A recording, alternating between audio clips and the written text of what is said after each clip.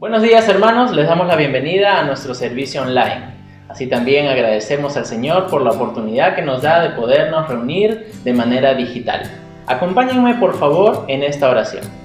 Gracias te damos, Señor, por la oportunidad que nos das de poder seguir conectados, Señor, a través de este medio. Te pedimos, Dios, que el día de hoy nos hables a través de tu palabra, Señor. Permítenos abrir nuestro corazón y nuestro entendimiento, Señor, a la voluntad que tú tienes para nosotros. Encomendamos este tiempo en el nombre de tu Hijo Cristo Jesús. Amén.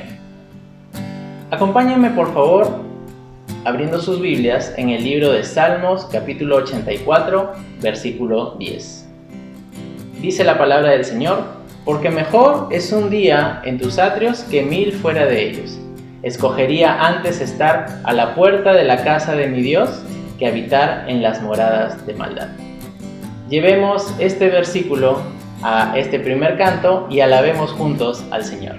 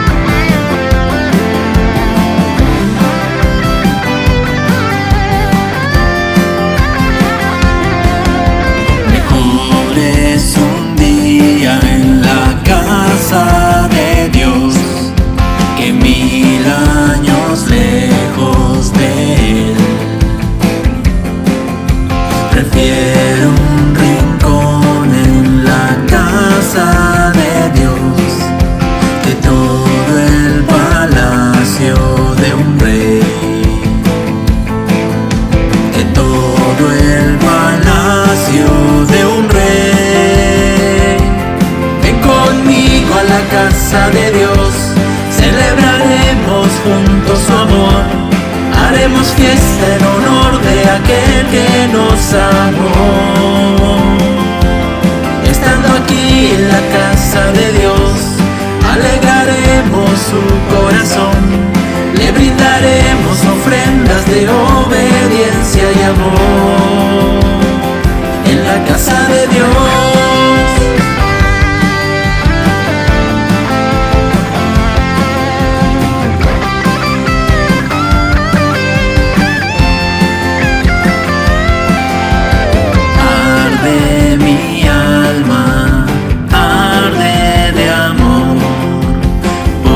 aquel que me dio la vida, por eso le anhela mi corazón, anhela de su compañía, anhela de su compañía. Ven conmigo a la casa de Dios, celebraremos juntos su amor, haremos fiesta en honor de aquel que nos amó. Estando aquí en la casa de Dios, alegraremos su corazón, le brindaremos ofrendas de obediencia y amor. Ven conmigo a la casa de Dios, celebraremos juntos su amor, haremos fiesta en honor de aquel que nos amó. Estando aquí en la casa de Dios, alegraremos su corazón, le brindaremos ofrendas de obediencia y amor. En la casa de Dios,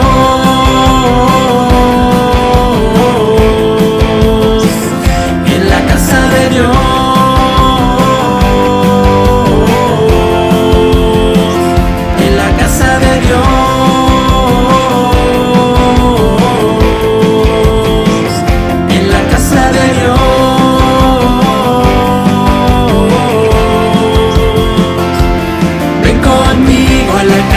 de Dios, celebraremos juntos su amor, haremos fiesta en honor de aquel que nos amó.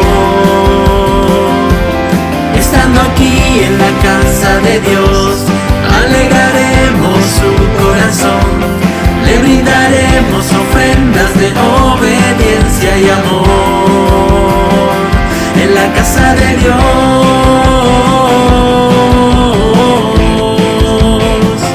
en la casa de Dios,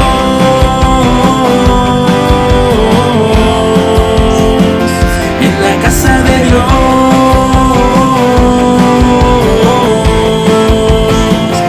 en la casa de Dios,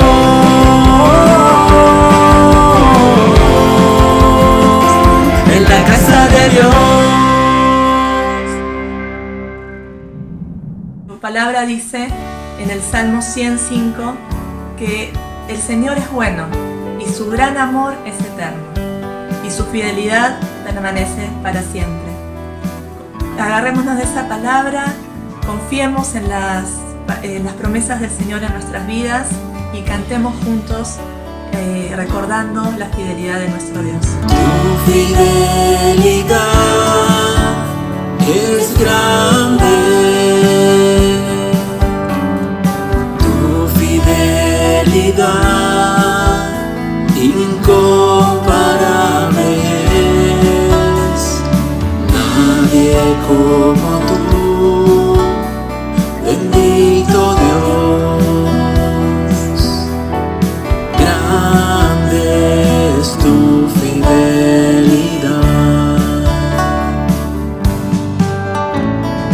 tu fidelidad es grande, tu fidelidad incomparable es, nadie como tú, bendito Dios, grande es tu fidelidad,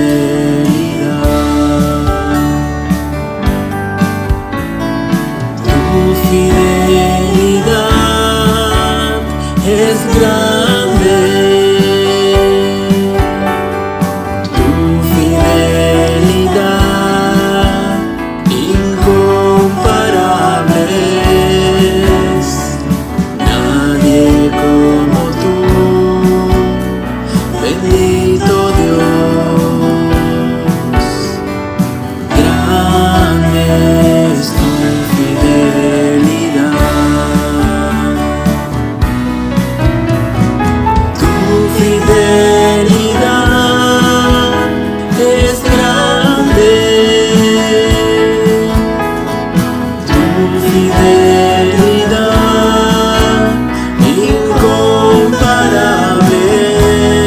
es, nadie como tú, bendito Dios, grande es tu fidelidad,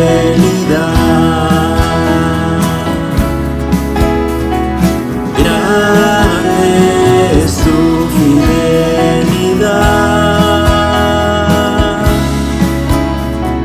grande es tu fidelidad.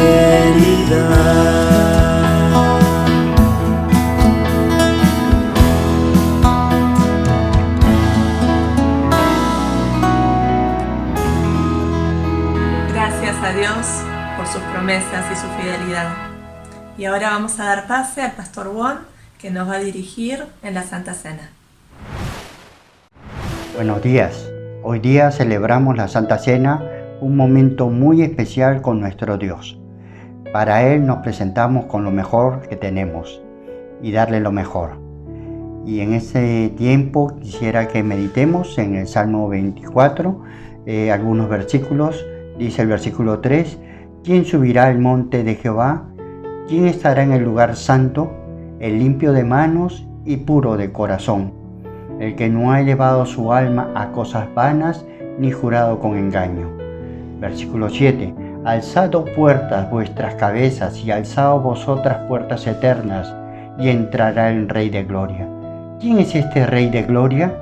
Jehová el fuerte y valiente, Jehová el poderoso en batalla. Alzad puertas vuestras cabezas y alzad vosotras puertas eternas, y entrará el Rey de Gloria. ¿Quién es este Rey de Gloria? Jehová de los ejércitos, es el Rey de la Gloria. A Él siempre debemos adorar. Y al participar de estos elementos, el pan que simboliza el cuerpo de Cristo entregado en la cruz por nosotros, y este vino que representa su sangre que fue derramada en la cruz, la única que nos limpia de todo pecado, de toda maldad. En este tiempo de comunión vamos a meditar, pedirle a Dios que nos examine y poder entrar a su presencia con gozo, pero con adoración. Meditemos.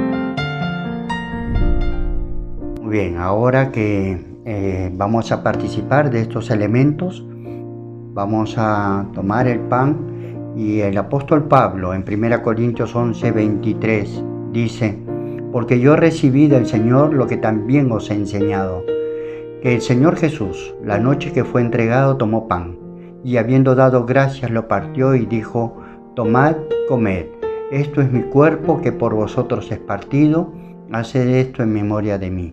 Participemos del pan con gratitud.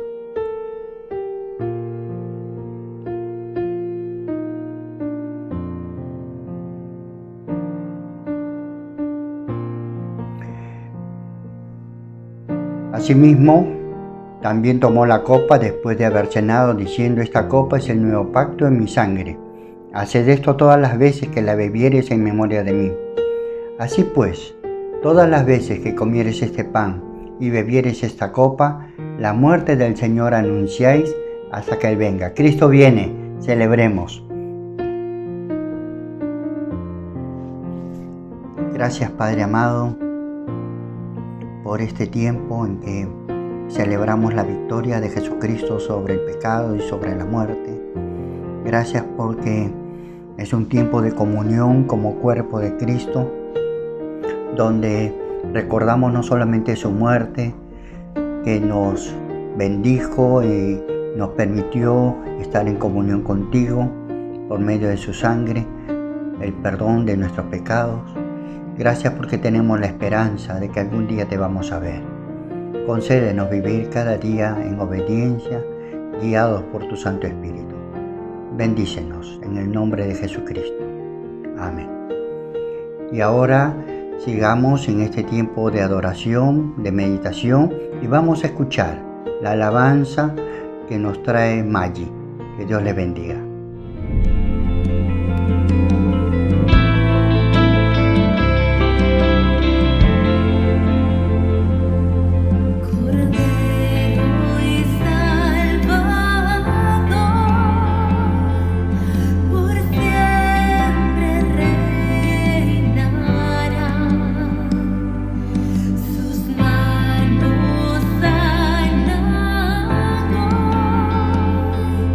Mi Dios.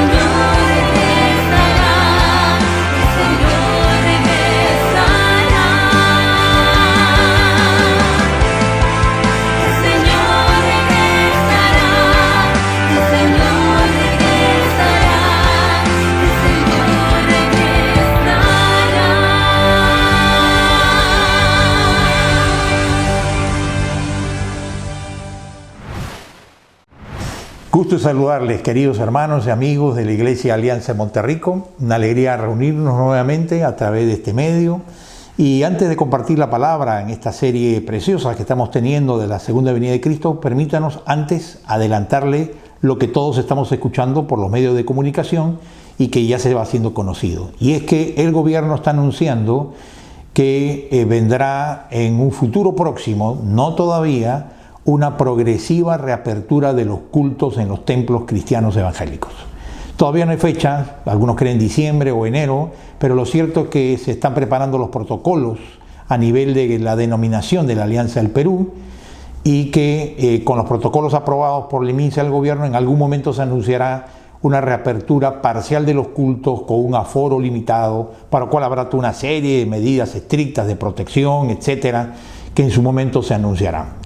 Queremos que estemos orando para que Dios dé sabiduría al gobierno, a nuestra denominación, la Alianza del Perú, y en la implementación de ello cuando ocurra el momento. Lo bueno es que todo esto está siendo progresivo, lo cual va permitiéndonos a todos aprendiendo a cumplir y respetar las normas de bioseguridad. Mientras tanto, cuídense, mantengámonos al tanto, orando, cuidándonos unos a otros, y ahora es el momento de tener un primer culto de reapertura, de acción de gracias, y darle gracias al Señor y participando los que puedan en persona en el culto y los que no en sus casas online, juntos a alabar al Señor por este primer paso que se dará en su momento señalado. Esta mañana nos toca tocar el tema la segunda venida de Cristo y el reino de Dios. Y lo hemos titulado El retorno del Rey. El retorno del Rey. La segunda venida de Cristo es el acontecimiento más importante y esperado en la historia de la humanidad. No cabe duda de eso. Es la esperanza del cristiano principal. Más allá de partir y después de la muerte ir donde Cristo, es la esperanza del cristiano ver a Cristo, como dice la palabra, de manera tal que todo ojo le verá. Será una venida personal, visible y universal, en el sentido de que todas las naciones lo veremos en el mismo momento. Él descenderá de los cielos con sus ángeles y establecerá su reino en la tierra, material, literal y visible. Qué tremendo será eso. Y eso es lo que estamos esperando. Ahora, la segunda venida de Cristo, algunos creemos erradamente que es una venida para una o dos cosas, hacer el Señor. Pero muchas veces no nos hemos preguntado qué significa la segunda venida de Cristo. Es decir, qué propósitos se cumplen en ella. ¿Para qué es necesario que venga Cristo por segunda vez? ¿Por qué es importante? ¿Qué viene a hacer el Señor? Y ese es el tema esta mañana. ¿Cuáles son los propósitos de la segunda venida de Cristo?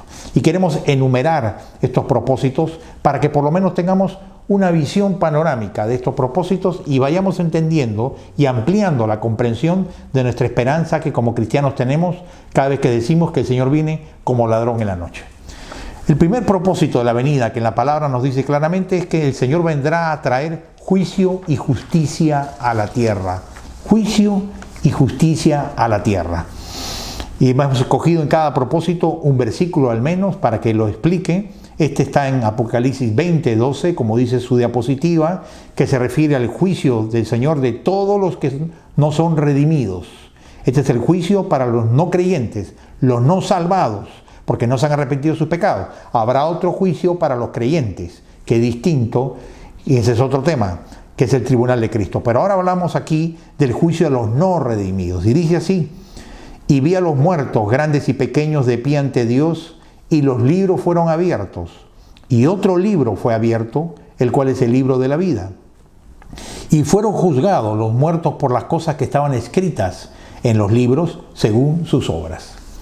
En este pasaje hay varios puntos que hay que observar con cuidado. Número 1 dice que este juicio a todos los no creyentes, todos los no convertidos a Cristo, es para grandes y pequeños.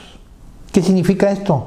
Que no importa tu condición y tu posición social, económica, tu influencia de dinero o tu poder político, todos serán juzgados y darán cuenta al Señor.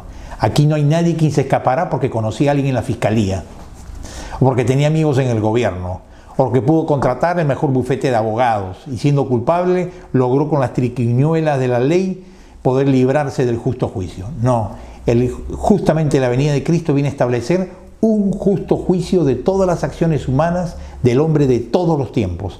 Y dice que no solo los que estén vivos en ese momento serán juzgados, sino dice que además, dice allí, todos los que estaban serán juzgados los muertos. Es decir, toda la humanidad, desde Adán hasta hoy, vivos y muertos, serán juzgados por el Señor Jesucristo en persona. Qué tremendo será ese juicio. Y todos los pecados ocultos, todas las cosas saldrán a la luz. Y dice que ¿cómo será el juicio? El juicio dice que serán, este es lo más que despierta inquietud, de que es misterioso. Dice, y los libros fueron abiertos. Los libros fueron abiertos y que serán juzgados, dice, según sus obras. Estos libros que son abiertos, ¿a qué se refiere? Los comentaristas coinciden en pensar que se refiere seguramente a la conciencia del hombre y que la conciencia humana, con el instrumento de la memoria, resulta que hace las suertes o las funciones de lo que es la caja negra en un avión. La caja negra en un avión, como saben todos, es el dispositivo universal usado para poder grabar las conversaciones que han habido en la cabina de los pilotos previo a un accidente aéreo, que permita poder estar dilucidando las causas de ese accidente aéreo. Bueno, yo creo que la conciencia humana el Señor la ha puesto en nosotros, no solo para decir que es bueno y que es malo, sino hace la suerte de una caja negra, que al final la grabación sale a la luz, por decirlo de una manera, y todo lo que tú permitiste, hiciste, consentiste, practicaste con tu conducta, con tu mente y con tu cuerpo, sale a la luz. Y son esos actos, esas obras que tú has hecho, las que te juzgan y en base a las cuales el Señor te juzga. Es decir, todos los pecados cometidos que no hayan sido borrados por la sangre de Cristo, porque la persona no quiso venir a acogerse a la salvación de Cristo, esos actos pecaminosos condenarán a la misma persona. Y dice que además habrá otro libro, es el libro de la vida. Y dice que todos fueron juzgados, salvo el libro de la vida. Y Apocalipsis 3 nos dice, verso 5, que el libro de la vida, todos los que están con su nombre en el libro de la vida, de los que hemos sido limpiados por la sangre de Cristo, seremos libres de todo juicio. Como dice Romanos 8:1, ahora pues en Cristo Jesús no hay ninguna condenación. Somos librados y no somos juzgados por nuestras obras. Porque si fuéramos juzgados por nuestras obras seríamos condenados. Sino somos juzgados por la fe en Cristo Jesús, con la cual es contada por justicia nuestra salvación, perdonados nuestros pecados y libres de toda condenación. El juicio de los creyentes, como se verá en otro tema, otro domingo, tiene que ver con la fidelidad del Señor, no para salvación o condenación. En este caso, sí es un juicio de condenación. Primera venida, justicia y juicio a tanta gente que se ha librado de la justicia de Dios durante siglos. Nadie se escapará de la justicia de Dios. Segundo propósito es destruirá el imperio mundial, el último imperio mundial. Dice allí Apocalipsis, y la mujer estaba vestida de púrpura y escarlata y adornada de oro, de piedras preciosas y de perlas. Y tenía en la mano un cáliz de oro lleno de abominaciones y de la inmundicia de su fornicación. Y en su frente un nombre escrito, un misterio, Babilonia la Grande, la madre de las rameras y de las abominaciones de la tierra. Apocalipsis 17 y 18 son dos capítulos que hay que leerlos, entendiendo que allí se describen lo que la Biblia ya anticipaba en las profecías de Daniel. Recuerdan en el Antiguo Testamento que al final de los tiempos vendrá un imperio mundial gobernado por el anticristo. Y ese imperio mundial gobernado por el anticristo tendrá tres poderes que trabajarán unidos. Será una dictadura mundial opuesta a Cristo, contra los cristianos, que juntan tres poderes, como dice Apocalipsis 17 y 18. El poder económico y comercial de este imperio que abarcará la mayoría de la humanidad entre sus habitantes. El poder político y militar juntos, que aterrorizará a la gente y con la que perseguirá a los cristianos. Y el poder religioso. El poder religioso, que está representado aquí, es interesante en el versículo porque dice que este poder mundial es representado como una mujer vestida con lujos de púrpura, oro, escarlata, pero que al mismo tiempo es una gran prostituta, dice, una gran ramera. ¿Por qué? Porque comete fornicaciones, que significa inmoralidades con muchas naciones de la tierra. Y ese poder religioso será compuesto por la iglesia apóstata, es decir, los que se dicen cristianos y se han apartado de la palabra, más todas las religiones contrarias a Cristo. Toda esa gran ramera y Babilonia, que es el último imperio mundial, es el que el anticristo gobernará, será destruido con la segunda venida de Cristo.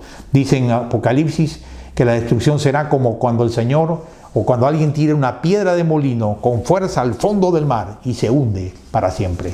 Así será destruida la Babilonia, este imperio mundial. Los cristianos vivimos cada día más cerca a este imperio de una Babilonia. Los cristianos vivimos hoy en medio de esta gran Babilonia que está formándose hasta configurarse como el último imperio mundial. El tercer propósito que la Biblia señala para la segunda venida de Cristo es que Israel será salvado. Será salvado. Israel como nación, la nación que viva en el momento que venga Cristo por segunda vez, esa generación de judíos de Israel serán salvados. Dice Romanos que ha acontecido Israel endurecimiento en parte hasta que haya entrado la plenitud de los gentiles. Y luego todo Israel será salvo, como está escrito, vendrá de Sión el libertador, que apartará de Jacob la impiedad. Aquí se está diciendo que las promesas dadas por el Señor a los patriarcas, a David, a Abraham, de que Israel sería salvado y bendecido por el Señor, se cumplirán. Y que todo este tiempo en que Israel no creyó en Cristo como el Mesías, en lo cual se define aquí en Romanos como el tiempo en que Israel se endureció contra el Señor y que el Señor rechazó a este Israel incrédulo, no será para siempre, sino que Dios le dará la oportunidad de convertirse a Israel. Y cuando venga el Señor, dice allí, verso 26, todo Israel será salvo. Es decir, la gente al final de Israel, de ese tiempo, reconocerán que Cristo es el Mesías, se arrepentirán de sus pecados, como dice el libro de Zacarías, llorarán reconociendo que mataron en el pasado al Cristo verdadero y lo negaron durante siglos. Ese Israel salvo participará de los propósitos de Dios, de las bendiciones en la eternidad.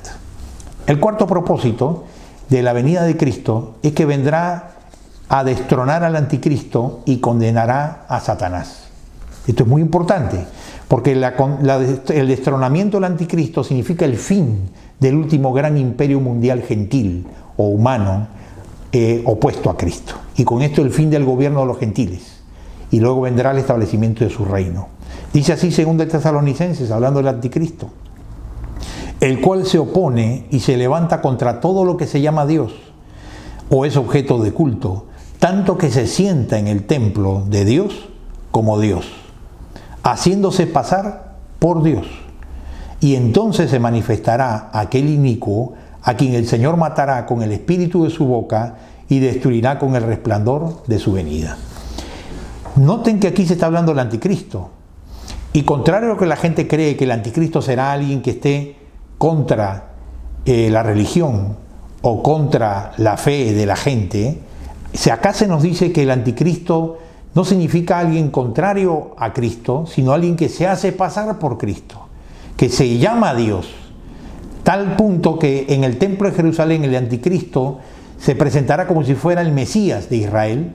Israel engañado, dice la profecía, creerá en él como el Mesías que estaban esperando hasta hoy, lo adorarán como el Mesías, se postrarán a sus pies, lo obedecerán, y este anticristo, inspirado y dotado por poderes de tiniebla de Satanás, tendrá la capacidad sobrenatural de hacer prodigios y milagros. Entre ellos, hará que una estatua camine y castigue a los que no le obedezcan, y una estatua cobre vida, dejando estupefactos a todos los habitantes de ese tiempo, y la gente creerá que él es el Mesías verdadero, y en realidad es el falso Mesías. Y una vez que él tome el control y el poder de todo, del sistema mundial, entonces recién se revelará en su faceta maligna y comenzará a perseguir a todo aquel quien cree en el Señor Jesús, y estará en contra de ellos y los perseguirá a todos los que se conviertan en la gran tribulación, porque en medio de la gran tribulación habrá gente que se convierta también por medio de la prédica, los 144.000 que serán ungidos por el Señor, que predicando el Evangelio tiene que ver con aquellos que se conviertan en la tribulación, porque creo yo que la iglesia ya habrá sido arrebatada antes de los 3 años y medio de la gran tribulación. Pero los convertidos en la tribulación se convertirán y tendrán que convalidar su fe con el martirio, dice la palabra de Dios. Incluyendo los 144.000, todos serán perseguidos y martirizados por el anticristo.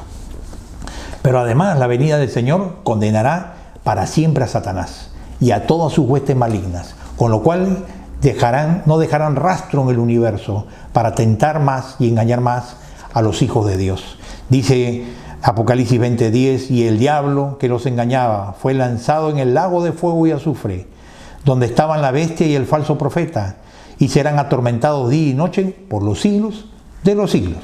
Noten que es lanzado ¿a dónde? En el lago de fuego, y ese lago de fuego, dice la palabra, nunca más saldrán. Quiere decir que, como dice la palabra, Satanás y sus huestes saben que sus días están contados. Solo tienen plazo de engañar a las naciones, a los que puedan todavía engañar, para apartarlos de Cristo, apartarlos del Señor, apartarlos de la iglesia, a aquellos quienes no estén firmes en su fe en Cristo Jesús. Porque Él sabe que cuando Cristo venga, el telón se baja, se acaba su acto y nunca más por la eternidad podrá tentar y engañar a los escogidos del Señor. Otro propósito con el cual el Señor viene a la tierra es que Él vendrá a establecer su reino en la tierra. Pero antes de establecer su reino en la tierra, tendrá un gobierno milenial, según las profecías. Apocalipsis 20:4 señala esto diciendo: y vi tronos y se sentaron sobre ellos los que recibieron la facultad de juzgar, y vi las almas de los decapitados por causa del testimonio de Jesús y por la palabra de Dios. Estos son los que creen en la gran tribulación, los que no habían adorado a la bestia ni a su imagen, y que no recibieron la marca de sus frentes ni en sus manos, y vivieron y reinaron con Cristo 1000 años. Noten que los creyentes convertidos en la gran tribulación, martirizados, más la iglesia que vendrá con Cristo arrebatada por el Señor, juntos gobernarán con Cristo desde Jerusalén, según las profecías, por 1000 años en la tierra. Ahora, con respecto a este gobierno de Cristo por 1000 años desde Jerusalén, hay 3 posiciones en el mundo cristiano en general, en la teología de la escatología, como se llama el escatón, la doctrina de las cosas por venir y después de la muerte. La primera es la posición amilenial, que en manera muy simple dicho, para ilustración de todos nosotros, es la que cree que este reino milenial será un reino espiritual en la tierra, no literal, solo un reino espiritual. Por lo tanto, todas las profecías se interpretan desde esa escuela de una manera espiritualizándolas. Todo se espiritualiza la ciudad no es ciudad, el reino no es reino, las cosas materiales y literales de Escritura, todo se espiritualiza. Esta posición es amilenial, la tiene mayormente la Iglesia Católica y también la tuvieron algunos de los reformadores de la Reforma Protestante. La segunda posición es la postmilenial. La posición postmilenial es en la que se cree que la Iglesia logrará hacer que en la tierra se establezca un reino espiritual, en donde todas las profecías, aquellas donde incluso el león, el niño y el áspid juegan juntos sin hacerse daño, ¿no es cierto? En donde todo es restaurado, donde la humanidad se ama unos a otros, todas las bendiciones del reino, dicen, son espirituales, y que la iglesia lo logrará establecer en la tierra, estableciendo su reino espiritual en la tierra antes de la venida de Cristo. Y por lo tanto, esta posición postmilenial lo que señala es que Cristo vendrá después del milenio que la iglesia ha establecido. Evidentemente, esta posición es una posición que se acerca a la utopía humanista en que el hombre con la ciencia y la tecnología y su amor lograremos la humanidad se une en paz al final de los tiempos sin necesidad de la venida de Cristo. Esta es una posición liberal, humanista y antibíblica. La posición de la Iglesia Evangélica Conservadora en el mundo a lo largo de los siglos es lo que se llama la tercera posición, que es lo que se llama la posición premilenial. La premilenial en que señala que Cristo viene antes del milenio a la tierra, establece el milenio y establece el reino de Dios literal, físico y material en la tierra. De manera que Cristo lo veremos en la tierra y establecerá su reino de manera literal. No hay una interpretación alegórica ni espiritualista de la profecía, sino mayormente literal mientras el texto lo permite. La Iglesia Alianza estamos en esta tercera línea, que es la posición premilenial con respecto a la venida de Cristo. Él trae la justicia, no la ciencia, ni la tecnología, ni la iglesia. Él trae su reino a la tierra y no será espiritual, sino material y visible. En eso confiamos. Pero este reino entonces justamente literal es del que habla Apocalipsis 11:15. Dice, el séptimo ángel tocó la trompeta y hubo grandes voces en el cielo que decían, los reinos del mundo han venido a ser de nuestro Señor y de su Cristo, y Él reinará por los siglos de los siglos. Noten qué literal es esto y cómo es que es difícil poder espiritualizarlo. Dice, los reinos del mundo han venido a ser de nuestro Señor y de su Cristo. Es decir, está hablando de que en un momento el Señor tendrá el control, el gobierno de todas las naciones. Y dice que el gobierno milenial, primero de los mil años, será con vara de hierro de Cristo. Ahí se establecerán propósitos especiales. de Dios. ¿Por qué el milenio? Porque el milenio tiene el propósito de demostrar que el hombre, aún en condiciones ideales de prosperidad, de abundancia material y de orden moral, el corazón humano tiende a lo malo. Y aún así, al final del milenio, se rebelará contra Cristo. Y Cristo tendrá que destruirlos en la gran batalla del Armagedón. Porque nuevamente el hombre se aliará a Satanás contra Cristo y se rebelará contra él.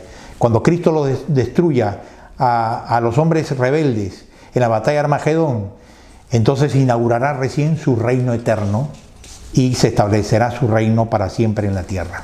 ¿Qué significa esto, hermanos? Algo muy importante, no podemos pasarlo por alto.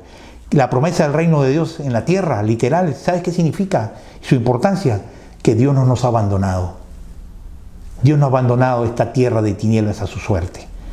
Dios no ha abandonado el mundo ni al hombre.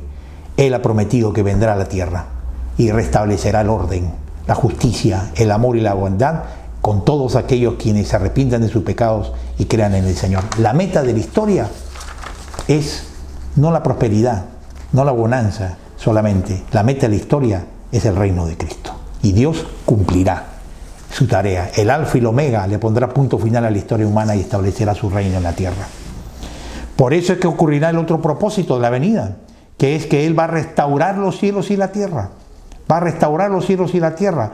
Solo un pasaje de tantos que uno está tentado a mencionar en un caso así, fíjate, tantos pasajes que hablan de esta riqueza, es el de Hechos 3:21. Allí Pedro predicando dice: a quien de cierto es necesario que el cielo reciba, está hablando de Cristo, hasta los tiempos de la restauración de todas las cosas. ¿Cuándo es el tiempo de la restauración de todas las cosas que se cumplirá? Con la segunda venida de Cristo. Recuerden que Cristo vino a la cruz a morir para que, como dice Efesios 1:10, todo sea restaurado en Cristo, lo que fue dañado por el pecado. Pero ese proceso de restauración, porque el reino ya llegó a la tierra. Jesús dijo: si por el dedo de Dios hecho fuera demonios, el reino de los cielos ha llegado hasta vosotros. El reino, con la resurrección de Cristo y por el Espíritu Santo, ya entró en este mundo y está actuando contra las tinieblas. Tú y yo somos parte del reino de Dios por la gracia de Cristo. Y esa es la prueba evidente, la vida nueva, que su reino ya está aquí. Pero el reino está por cumplirse completamente. Ese reino, con la venida de Cristo, restaurará todas las cosas del universo. Se va a restaurar el ser humano.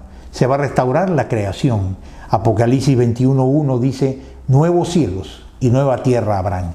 ¿Y qué significa nuevos cielos y nueva tierra? ¿Sabes qué significa, hermano? Que el agua va a ser sanada. Que el aire que respiramos, contaminado, va a ser limpiado. Los mares desaparecerán, dice la tierra, no habrá más mar. Pero todos los animales serán restaurados. Todos aquellos quienes han sido maltratados por el hombre y contaminados por el hombre serán sanados. La creación será sanada y tendremos nuevos cielos y nueva tierra donde more la justicia. ¿Te imaginas ese mundo allí? Es algo que nos es difícil de imaginar porque estamos tan acostumbrados a convivir con esta maldad, pero el Señor ha prometido de ello. Y al final hemos dejado el propósito central de la venida de Cristo, que es el ojo de la tormenta, que es el núcleo de sus promesas, que está en el centro de su corazón, y es que Él viene por su iglesia. Tú y yo, la iglesia de Cristo de todos los tiempos, los redimidos de la historia, son el punto central de observación, de interés del corazón de Dios, porque Cristo murió para levantar un pueblo para su nombre y que viva eternamente y para siempre le sirvamos. La primera razón por la cual Cristo viene por su iglesia, ¿cuál es? Es que se manifestará nuestra salvación completa. Nuestra salvación completa por fin se completará. Porque nosotros ya somos salvados, ya hemos sido salvados. Y estamos siendo salvados a través de un proceso de guardar nuestra fe en Cristo en este tiempo. Pero la salvación completa la recibiremos recién cuando Cristo venga a la tierra por segunda vez. Apocalipsis 19:8 habla de este tema diciendo, hablando de la iglesia como la novia de Cristo, dice: y a ella se le ha concedido que se vista de lino fino, limpio y resplandeciente, porque el lino fino es las acciones justas de los santos. Qué precioso cuadro. Este cuadro nos invita a soñar y a pensar en este momento. ¿Qué es este momento? Este momento es las bodas del Cordero, de Cristo y su iglesia. Es decir, el momento que a través de la metáfora de una boda se representa el encuentro de Cristo con su iglesia de manera presencial. de manera visible, física. Todos los redimidos ya en el cielo, habiendo sido llevados por el Señor, veremos a nuestro Salvador en persona, cara a cara y a los ojos. ¿Te imaginas tú lo que será ese encuentro de Cristo en el encuentro que se llama las bodas del Cordero de Cristo y su iglesia? Inimaginable el gozo. Y dice que allí la iglesia ya no será esta iglesia peregrina con el polvo en sus pies y con la imperfección de todavía convivir con su naturaleza pecaminosa en la victoria de Cristo, luchando con la tentación, con el mundo y las tinieblas, sino se nos presenta una iglesia hermosa, una iglesia vestida de lino fino, limpio, resplandeciente, que muestra la gloria de Cristo completa en su vida. ¿Por qué? Porque hemos sido salvados completamente y la salvación de Cristo se ha manifestado completamente por fin en nuestras vidas. Su justicia brillará en nuestra vida completamente, porque la naturaleza pecaminosa de cada uno habrá sido quitada de nosotros para siempre. No más tendremos el yo caído, no más tendremos la carne con la que luchar, no más tendremos el mundo de tinieblas con que combatir. Y por lo tanto la santidad del Señor brillará y gobernará nuestros corazones, nuestra vida, espíritu, alma y cuerpo, plenamente y para siempre. ¿Te imaginas participar de la santidad perfecta de Cristo completamente? La paz, el gozo, el descanso, la victoria, la dicha que esto nos traerá, la liberación de tantas pruebas, penalidades, tristezas y pecados. Eso es lo que el Señor promete a la iglesia. Trae a Cristo en su segunda venida a la iglesia, la pone en la posición de iglesia glorificada en Cristo Jesús, en la altura y en el estatus de ser una iglesia que goza de todas las bendiciones de su redención para siempre. Pero la otra razón que la cual Cristo viene por su iglesia es que dice la palabra que tendremos una transformación los que estén en vida en ese momento de la venida de Cristo y la resurrección de los creyentes. Pablo lo adelanta diciendo: he aquí os digo un misterio, no todos dormiremos, es decir, no todos moriremos, pero todos seremos transformados. En un momento, en un abrir y cerrar de ojos, a la final trompeta, porque se tocará la trompeta y los muertos serán resucitados incorruptibles y nosotros seremos transformados.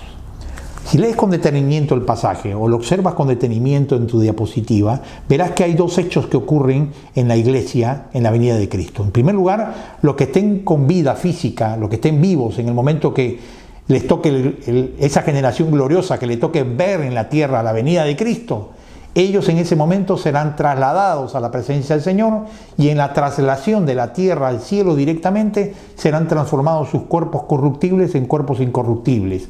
Sus cuerpos serán glorificados, recibiendo los mismos cuerpos glorificados que tendremos todos aquellos quienes morimos, vamos a decirlo, recibimos cuerpos glorificados. Ellos lo tendrán en un instante. Serán transformados sus cuerpos para que con cuerpos glorificados puedan vivir en la dimensión de la eternidad de la presencia de Dios.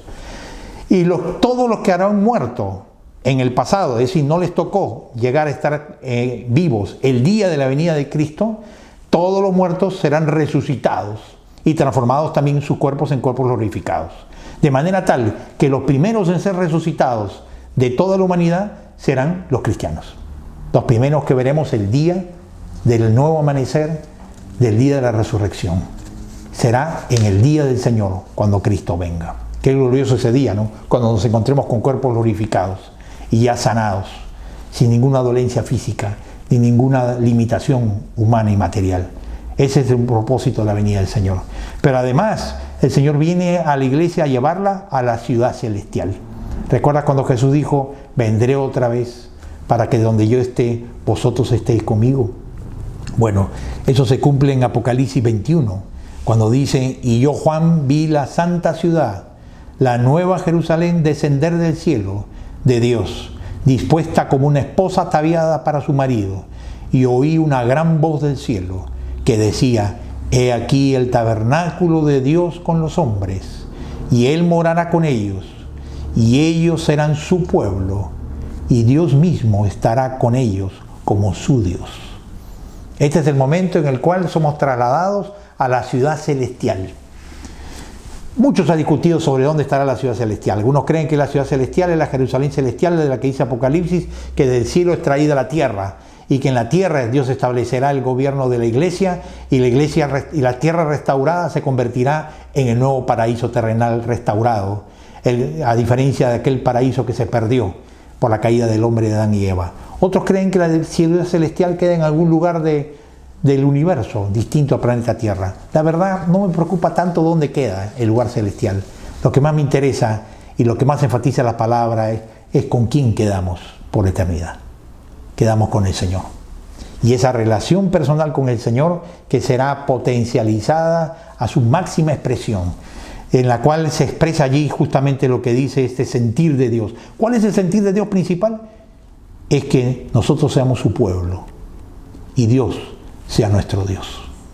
Ese es el sentir del corazón del Padre Celestial. Él quiere ser Dios nuestro, tu Dios, y que tú y yo seamos su pueblo. Lo quiere desde ahora, desde aquí la tierra, en esta tierra de tinieblas. Él levantó a su pueblo y murió en la cruz para levantar un pueblo que honre el nombre del Padre Celestial. Y Él quiere que tú y yo seamos fieles en mantenernos en este pueblo de Dios hasta su venida o hasta que nos toque resucitar, si no nos toca ver en vida el día de la venida de Cristo. Pero en ese tiempo, en la eternidad, en la ciudad celestial, se cumplirá el sueño y el propósito y el anhelo eterno de Dios, de que estemos junto con Él eternamente y para siempre, y gozaremos de la presencia del Señor. ¿Te imaginas? La presencia evidente. Hoy gozamos de su presencia evidente espiritual, pero no la vemos. Entonces veremos la presencia del Señor y será totalmente evidente para nosotros. ¿Cómo prepararnos para su venida? Dos cosas para terminar. Uno, hay que santificar nuestras vidas. Dios nos ha llamado a ser pueblo suyo en la tierra, luz y sal. Y esto significa, ¿sabes qué, hermano? Cada día más me convenzo cuando uno mira la enseñanza de la venida de Cristo. Los cristianos que se mantendrán fieles hasta el fin, ¿sabes cuáles serán? Los valientes. El valiente. El que no le preocupa el qué dirán. Al que no le preocupa quedar bien con el mundo y que lo aplaude el mundo, sino primero honrar a Cristo. Por eso dice Apocalipsis 22:11, el que es injusto, sea injusto todavía. Y el que es inmundo, sea inmundo todavía. Y el que es justo, practique la justicia todavía. Y el que es santo, santifíquese todavía. Él está diciendo que hay dos tendencias en el mundo. O te haces afín y amigo y cedes y permites que tu corazón, la inmundicia, el pecado, las tinieblas, lo que desagrada al Señor, gobierne y ese torrente de maldad te envuelva tu vida y te distraiga del Señor y te aparte de Él y su iglesia, o te involucres en la obra del Espíritu Santo, santificando a su pueblo, limpiando nuestras vidas, restaurando el carácter de nuestros corazones, restaurando nuestras familias, restaurando nuestros hijos y siendo de influencia, de salvación y sanidad en el mundo. ¿Cuál tendencia vas a escoger que gobierne tu corazón? ¿Cuál tendencia estás dejando? ¿La que te permite contaminarte o la que te permite santificarte? Dice que el que se santifica, santifíquese todavía, porque el Señor viene. Y Él quiere una iglesia purificada, una iglesia limpia de corazón que le espere al Señor. Y por último, el Señor quiere que le esperemos ¿cómo? Formando un pueblo para su nombre. Formando un pueblo para su nombre. En Mateo 24:14 Jesús dice, y será predicado este evangelio del reino en todo el mundo para testimonio a todas las naciones, y entonces vendrá el fin. Nota tú que aquí no se habla del evangelio solamente. Acá no se habla solamente del evangelio de Cristo, se dice el evangelio del reino. Porque el evangelio está anunciando un reino que comienza espiritual ahora, pero que con Cristo se hará visible, terrenal, material, patente para todos. Ese reino de Cristo solo van a entrar los que se arrepienten de sus pecados y creen en el Señor ahora. Pero además nos está diciendo que el Señor está demorando su venida. ¿Por qué? Hasta que se predique el evangelio en todas las naciones. Es lo que Pedro dice, ¿no? No tengamos por tardanza la demora del Señor en su segunda venida, o que sus promesas no se van a cumplir, como algunos dicen, ya pasó mucho tiempo y hasta ahora no viene nada de Cristo, siglos se ha hablado y no pasa nada. Pedro dice, no, ten cuidado, no te equivoques, no es tardanza ni olvido del Señor, y menos incumplimiento de sus promesas, Él vendrá. ¿Por qué toma tiempo? Porque dice Pedro, porque Él es paciente para con todos, y está esperando que muchos se arrepientan todavía de sus pecados, y puedan entrar en el reino de Dios y no se queden afuera donde será el lloro y el crujir de dientes. ¿Qué quiere que hagamos el Señor antes de su venida? predicar el Evangelio de Cristo. Estás predicando el Evangelio del Reino. Estás hablando a tus parientes y amigos. Hoy día hay un concepto equivocado de respeto, que dice, no, por respeto yo no puedo contradecir a la gente, no le gusta que le hablemos de religión. Nosotros no estamos aquí para agradar a la gente. Si respeto significa que hablemos del Evangelio con amabilidad, con amor y con tolerancia, estoy de acuerdo. Pero si respeto significa que no le hable del Evangelio a nadie, para a nadie contradecir, para a nadie desairar, para a nadie desagradar y para quedar bien con mis amigos, eso no es respeto. Eso se llama negación del Evangelio y ser infieles como testigos de Cristo y cobardía espiritual. Así que entiende bien en qué manera el respeto y la evangelización van juntas y en qué manera son contrarias. Y ese falso respeto es enemigo de la evangelización. ¿Le has hablado del Evangelio a tus amigos? Tus mejores amigos, tus padres, tus hermanos, tus familiares. ¿Les has hablado del Evangelio a la gente del trabajo? ¿O te estás cuidando tanto en tu respeto y en tu imagen personal que los estás condenando a que nunca escuchen el Evangelio del Reino y tal vez nunca entren al Evangelio del Reino? Tú eres una atalaya y Dios te pedirá cuentas de que has sido fiel en hablar del Señor. Ora por ellos y busca la ocasión y con amor y respeto háblales del Evangelio del Reino de Cristo. Háblales para que se conviertan ellos y tus hijos, porque el Señor viene y Él quiere formar un pueblo para su gloria. Que Dios nos bendiga y nos permita ser un pueblo fiel y que como iglesia estemos esperándole, fieles, esperando, avanzando en el Señor. El Señor viene a restaurar la tierra, viene a llevar a su iglesia y nosotros somos llamados por el Señor. Cristo viene a la tierra, a conquistar la tierra y a someterla a sus pies para entregar su reino a los pies del Padre. Y para que, como dice Pablo, al final de cuentas, Dios sea todo en todos y para todos. Y su reino gobierne para siempre. Qué bendición será eso. Te invito a que oremos para que Dios nos prepare para ello. Padre, gracias por tu palabra. Te pedimos que despiertes a la iglesia de Cristo en la tierra, entre ellos a nosotros, con la exhortación de tu palabra. Y nos hagas ver que vivimos tiempos peligrosos y de tinieblas. Y que quieres tú que seamos como la parábola de las vírgenes, que estén despiertos a la iglesia, esperando tu venida, Señor, y no dormidos. Líbranos, Señor, del respeto que nos impide hablar del Evangelio. Y enséñanos a hablar de ti con amor y con amabilidad a cada persona, para que tenga la oportunidad de entrar a tu reino el día de mañana. Gracias por tu venida, Señor Jesús, ven pronto. Como dice el Padre nuestro, nos enseñaste, ven Señor Jesús, venga tu reino y tu gracia nos use para que muchos entren a Él también. En el nombre de Jesús, amén. Dios nos bendiga y extendamos su reino. Gracias, Pastor Javier, por la exposición de la palabra en esta mañana. Ahora, iglesia, quiero invitarte a agradecerle al Señor por su provisión sobre nuestras vidas. Recordemos lo que la palabra de Dios dice en el Salmo 100. Con alegría adoren al Señor, con gritos de alegría vengan a su presencia. Creo que esa es la actitud con la que debemos acercarnos en esta mañana a agradecerle al Señor por sus bondades y su misericordia hasta aquí con cada uno de nosotros y nuestra familia. Y si en algún momento hay necesidad en tu casa o en tu vida, recuerda también la promesa que el Señor nos trae a través del apóstol Pablo. Así que mi Dios les suplirá de todo lo que necesiten, conforme a las gloriosas riquezas que tiene en Cristo Jesús. Oremos. Padre Santo, gracias por tu provisión sobre nosotros, gracias por tu sostenimiento económico, anímico, emocional y también, Señor, la salud que tú nos permites tener. Te rogamos que tú nos sigas bendiciendo y utilices, Señor, lo que nosotros somos para la extensión de tu reino aquí en esta tierra. En el nombre de Jesús, amén. Ahora, iglesia, acompáñame a conocer cuáles son los anuncios de esta semana. Queremos contarte que nuestra iglesia de Monterrico es parte de la movilización Paz y Vida en medio de la pandemia. Esta gran campaña de donación de sangre es una iniciativa impulsada por la Alianza del Perú, donde todas las iglesias de la Alianza a nivel nacional participarán en este desafío para beneficiar a más de 3,000 niños y pacientes oncológicos. El próximo fin de semana, del viernes 6 al domingo 8 de noviembre, iniciarán las donaciones en nuestra iglesia de Monterrico. Estos días nuestra iglesia abrirá sus puertas para recibir a los donantes previamente inscritos. Por eso, todos aquellos que deseen participar en esta campaña pueden inscribirse en la página web yacinperú.org.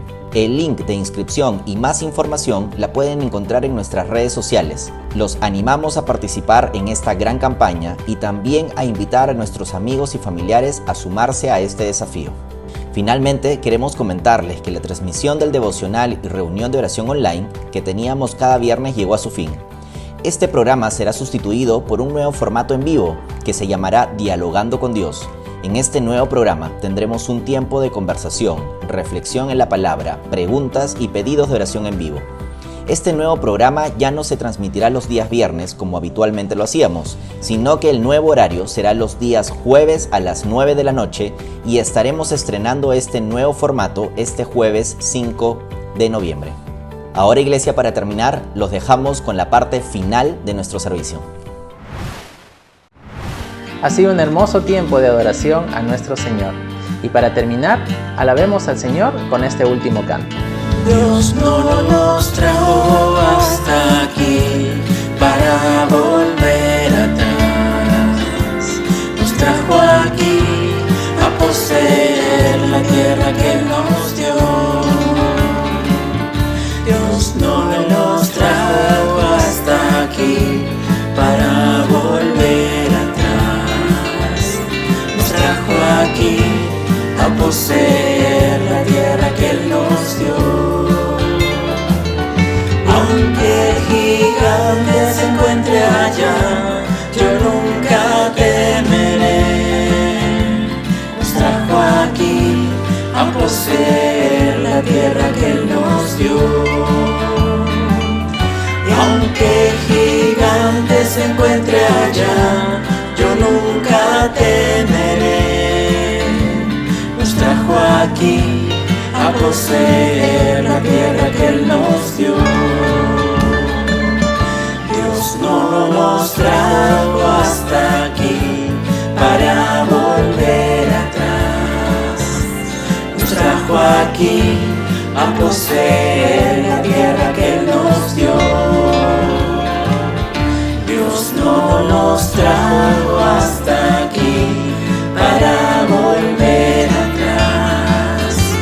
Nos trajo aquí a poseer la tierra que Él nos dio. Aunque el gigante se encuentre allá, yo nunca temeré. Nos trajo aquí a poseer la tierra que Él nos dio. Aunque el gigante se encuentre allá, yo nunca temeré. Nos trajo aquí a poseer la tierra que Él nos dio. Nos trajo aquí a poseer la tierra que Él nos dio. Nos trajo aquí a poseer la tierra que Él nos dio.